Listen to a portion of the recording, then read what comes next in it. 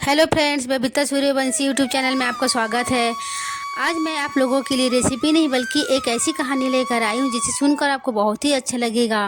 मैं अपने चैनल पर आपको एक से एक रेसिपी और इस तरह की कहानी लेकर आती हूँ जिसे सुनकर आपको बहुत अच्छा लगेगा। मेरे चैनल को आप ज़रूर सब्सक्राइब करें। एक बार की बात है, गर्मी का मौसम था और एक चींटी कड़ी मेहनत से अपने लिए अनाज जुटा रही थी।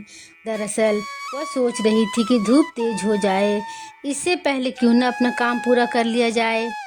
चींटी कई दिनों से इस काम में जुटी थी। वह रोजाना खेत से उठा कर दाने अपने बिल में जमा करती थी। वही पास में ही एक टिंडा फुदक रहा था।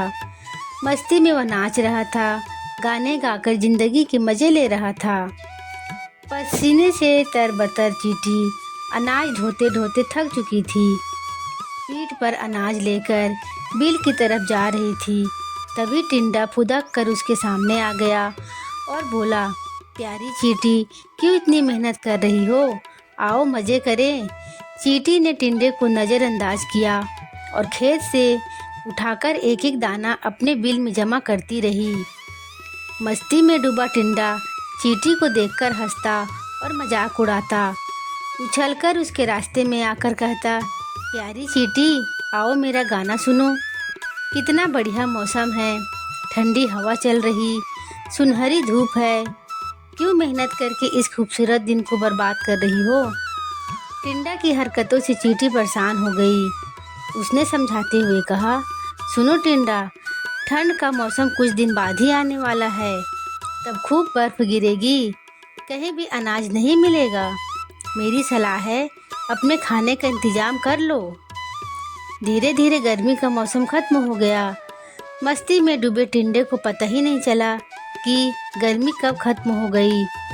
बारिश के बाद ठंड आ गई। कोहरे और बर्फबारी की वजह से बामुश्किल सूरज के दर्शन हो पा रहे थे। टिंडे ने अपने खाने के लिए बिल्कुल भी अनाज नहीं जुटाया था। हर ओर बर्फ की मोटी चादर पड़ी थी। भूख से टिंडा तड़पने लगा। टिंडे के पास बर्फबारी और ठंड से बचने का भी इंतजाम नहीं था। तभी उसकी नज़र चींटी पर पड़ी। अपनी बिल में चींटी मज़े से जमा किए हुए अनाज खा रही थी। तब टिंडे को एहसास हुआ कि समय को बर्बाद करने का उसे फल मिल चुका है। भूख और ठंड से तड़पते टिंडे को फिर चींटी ने मदद की। खाने के लिए उसे कुछ अनाज दिए। चींटी ने ठंड से बचने के लिए खूब घास फूस जुटाए थे। उसी से टिंडे को भी अपना घर बनाने के लिए कहा।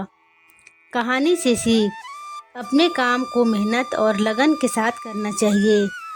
उस वक्त भले ही लोग मजाक उड़ाएं, लेकिन बाद में वे ही तारीफ करेंगे।